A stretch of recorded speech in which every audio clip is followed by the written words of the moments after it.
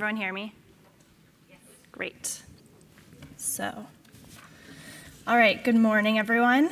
It's Saturday. So I'm Sydney Friedkin. I'm the Digital Marketing Analytics Manager at Chobani. I manage our audience strategy as well as our paid and owned marketing analytics. So I know we've talked a lot about data and audience strategies at various companies, so I'm really excited to take you through our journey and how we've evolved our audience strategy over the past few years. So towards the end of 2017, we realized a few things. We realized for years, like most large manufacturers, we were operating like a traditional company from a marketing perspective, leaning really heavily on media agencies and partners to tell us who our consumer was and how we should reach them. And what we realized was, one, at the end of the day, no one knew who our consumer was better than us. Two, we were about to embark on this massive journey and evolution of who we were as a brand with our new in-house creative team. Three, the landscape had shifted, as you all know, and technology now allowed us greater visibility or a peek under the lid and ability to connect directly with our consumers. And this one was huge for us because while some companies with a plethora of first-party data or more specific brands that feel segmentation studies are really valuable for them, we feel like our consumer is extremely dynamic, and we have a really hungry appetite to learn more about why they like something or why they don't like something or why they engage with an ad or don't engage with an ad. And four, and arguably most importantly, we were operating like a large company from a marketing perspective, but at the end of the day, that's not who we were at the core of our Chobani DNA. We have really big ambitions from a company perspective at the highest level, and we feel like our marketing needs to evolve and grow as we evolve and grow as a company as a whole. So while we still invest in traditional channels like TV, we kind of are in this phase where we're not quite a startup, but we are super nimble and flexible and ready to pivot at any moment, but we have massive presence in the marketplace. So this was really the breakthrough moment for us in shifting from a fixed mindset to a growth mindset. Instead of sticking with what we knew to prevent failure in the short term, we found a lot of value in garnering valuable learnings and growth and insights that would really pay out tenfold for us in the long run. We knew we needed to get smarter and more strategic to start to compete and innovate in the way that only Chobani knew how. So how did we apply this growth mentality to our audience strategy? We did a few things. To dive in, we started to look at some breakthrough brands like Glossier or Harry's, if you are familiar with those brands. And we learned that people were viewing content differently, people were also consuming brands differently. Two, we also set out to learn more about consumer behavior. So what was the behavior that we as Chobani were trying to change? Whether that's, hey, go grab a flip for your afternoon snack instead of that candy bar, or maybe lean towards a Chobani Savor to squeeze on top of your baked potato instead of sour cream. Three, and arguably most importantly, we stood up a DMP in 2018, and this was really a game changer for us. This was also the spark for us from traditional to digital. So, as I mentioned, while we still invest in traditional channels like linear TV, we really started to lean heavily into digital and programmatic and audience-first strategies because we knew that that was how we would evolve with the environment. We became much more aware and strategic of who we were targeting and where we were targeting, and this hugely contributed to our flexibility and our ability to become a marketing leader in the industry. So with our DMP coming to life, the next step for us was to look at the funnel. We're all familiar with this funnel: awareness, consideration, trial. And we really wanted to understand how we could leverage this funnel and iterate on it and make it more custom for us at Chobani to understand how it could have more of an impact for us. So with this, we expanded from awareness, consideration, and trial over to the right side with leaning with demographics up at the top, so your standard demographics. Interest, so people who have shown a passive interest in a certain behavior that we're looking to based on our research. Intent, so more of an intent to engage in a certain action but falling short of converting. Purchase-based, which we're all familiar with, and of course, retargeting. So this new approach to our audience strategy really allowed us to reach start to reach consumers at different points in their purchase cycle, and also allowed us to create more tailored messaging for our creative and for different partners that we were working with. And it also gave us more control of who we were reaching and where we were reaching them based on the audiences that we kind of built out at each point in our funnel.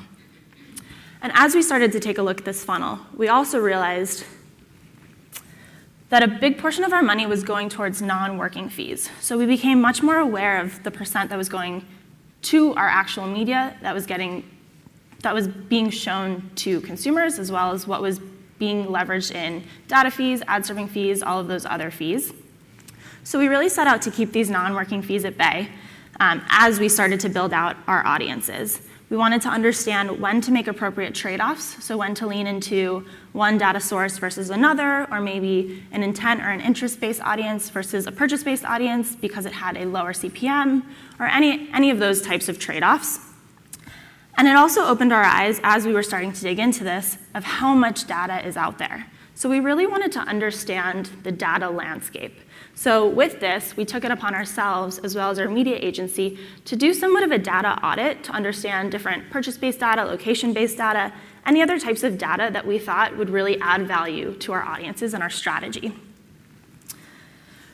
And of course, the data industry is constantly evolving, and there are new people popping up right and left all the time. But we did learn a few things that I want to share. We learned one, as Steve alluded to, we don't have a lot of first-party data, but we do know that it's a powerful tool. So we learned when to lean into our first-party data in order to communicate with consumers who we knew were brand lovers or really engaged with our brand. Two, we learned when to lean into third-party data for programmatic purposes in order to hit each tier in our funnel. And this also is fed by what type of data, based on our data audit, if you will. Third, we learned when to lean into third-party data for direct partnerships. So this was if we were entering into a direct partnership with someone, when it was valuable for us to lean into their first-party data, or was it more valuable for us to leverage another third party? And four, we learned the importance of data diversification to really help us maximize reach and minimize oversaturation of any given audience. So with this audience strategy, a big North Star for us was just maximizing reach, because at the end of the day, most consumers are aware of yogurt and Chobani. So it was really all about maximizing reach to get our message out there. And with that, I want to take you through somewhat of a real example of how we've activated this audience strategy in the past year. This was towards the beginning of our audience strategy evolution. So it's a mixed bag of audiences that were actually activated in combination with audiences that we would have activated had we known then what we know now. So we ran a flip campaign in 2018.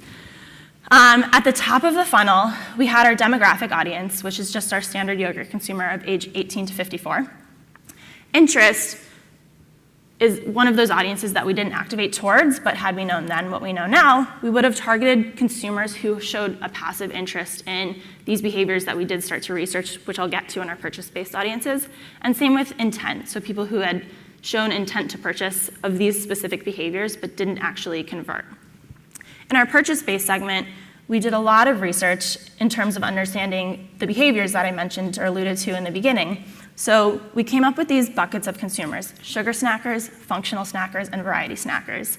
And we also layered on different yogurt consumption. So maybe it's a heavy yogurt buyer and a sugar snacker. Sugar snacker being someone who did opt for the candy bar or the sweet treat as a snack.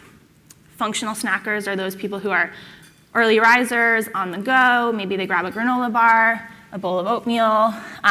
Variety snackers are people who lean into salty snacks or crackers or things like that. And then we layered on that yogurt consumption on top of all of these. And then at the bottom of the funnel, we retargeted. So we retargeted off of our site visitors, as well as we housed a coupon on our website. So we retargeted those people who engaged with our coupon but didn't download the coupon. And to take it one step further, bringing creative into the mix, these are some of the creative assets that we leaned into with these purchase-based audiences. So for sugar snackers, it's a carnival, it's fun, it makes you think of treats. With functional snackers, it's more of this morning, early riser, clean, healthy. And variety snackers, we leaned into the variety of options, leading with our salted caramel crunch, and other flavors that someone in the variety snackers bucket would lean into. And with all of that, our journey is still in evolution. We're still learning more every day. As I think you all know, it's constantly evolving. But this is something that we've really placed a lot of importance on internally, and something that we place high value on, and something that we're really excited about. So I hope that you've learned a thing or two that you can take back with you. Thank you, Sydney. Hang on. I'm sure we have questions. Yep. Really great job. Thanks. It is refreshing to hear that you're thinking about targeting in the same vein that we're thinking about targeting. I was wondering if you can share any top-line learnings, because you talked about data diversification as being critical to your strategy. Do you have any prioritizations or high-level learnings on the quality or the performance of the different sections of data you apply to your media? Yeah, definitely. So that's a great question. Something that I also focus on is measurement. So in testing all of these different types of audiences, first and foremost, we believe very strongly in testing. So somewhat of an 80-20 rule of investing 80% of our media budget loosely in things that we know will drive a high ROI for us, and testing about 20%. And we get all of this information, whether it's through an MTA, an MMM. We definitely find a lot of value in our MMM, and this is where we're starting to see all of these ROIs and effectiveness of these audiences that we're leaning into, whether we test one or two audiences from a different data vendor. And then we have a consistent comparison across what we've been using over the past year or so with these new audiences to see if they're on par and if it's worth it given the additional fee potentially, or any other factors that might be considered are kind of sifted out and put on an even playing field in our MTA. Oh, sure. Hi, I'm LJ from Textile. Quick follow-up on that. So, do you actually do your MMM by audiences? Do you break down sort of which audiences are driving the most value, or do you break it down by media channel? I'm just sort of curious from a measurement perspective what signals you guys are looking for. Yes, we lean in heavily for this audience strategy in paid digital and soon to be paid social. So we'll get that in the MTA, which we do get at an audience level. Audience creative, very granular, which has been really helpful for us in terms of understanding where to lean into, where to optimize out of, and kind of how to shift our budget that way.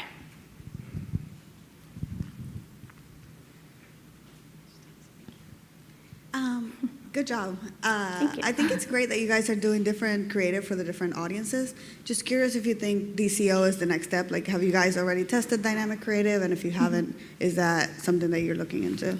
Yeah, it's something that's come up. It's not something that we have spent a lot of time on yet, but it is definitely on our radar in terms of understanding if there could be value for us in that versus basically taking it to the next level instead of just these few creatives. Definitely being served with each appropriate or each audience in accordance. So not something that we've actively engaged in, but something that is definitely on our minds. Thanks. Hi, I thought it was good. Thank you. Thank you. Is there a way that you found to tie, you talked about MMM and MTA. Are they kind of run separately at the moment? Have you found a way, because MMM is kind of backwards looking and big bucket, but helpful to bring in promo and all that kind of stuff. And MTA is quite granular in terms of its approach to digital, but it seems quite hard to tie the two things together. Have you had success at doing that?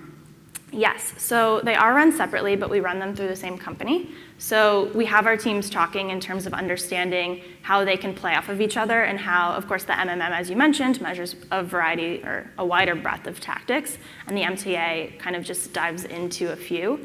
And we correlate the two on the back end with our teams really having these conversations and understanding how we can make them make sense of each other so that we're not reporting different numbers or having different understandings of different tactics or granular detail or et cetera, anything of that gamut. I just also wanted to say thank you for coming after candy bars. We will be coming after you now. Should have thought about that. Don't worry, I still eat a lot of candy. I'm kidding. That's it. I'm curious how this is impacting the TV buy and creative? Are you, in it, first of all, how it's actually impacting the mix, where and how if you're drawing back from TV budget, but also how if it's informing the targeting. We still have a heavy budget in TV because we feel like at the end of the day, TV is extremely valuable in awareness and getting the message out there. So we are not pulling dollars out of TV completely at any time in the near future, but we have sort of made this shift, and we really find value, as I mentioned, in programmatic and the flexibility and the ability, because as a company at the highest level, that's who we are, and it really just mirrors how we operate internally. So we think that that exciting environment and the control is something that is really appealing to us. So while we have shifted more into digital, we're not eliminating TV anytime soon. Well, how much of digital is video, as opposed to straight? Is most of this straight display, or are you doing where and how are you doing video in this mix? It's a combination. We do a variety of things. I mean, we're leaning into video programmatically. We do typically veer towards display because it depends what the purpose of the campaign is. But if it's a coupon-focused campaign, people are more likely to download it from a banner than a video. And we tend to see higher returns from display versus videos. But similar to TV, we understand in the need or the want to tell our brand story. And we also have this extraordinarily talented creative team now that we want to showcase and really help us tell our brand story. So similar to TV, we're not eliminating online video, but we do find higher value in banners. And finally, I'm cheating a little bit because I had already interviewed your colleague, Eddie Rivas, and we talked about this very thing, about how you sort of modeled this after a lot of your learnings from the direct-to-consumer brands, and you mentioned Harry's and Glossier in the beginning. Are there specific learnings or reorganizations internally that mimic what you learned or apply the learnings from from researching the direct-to-consumer brands?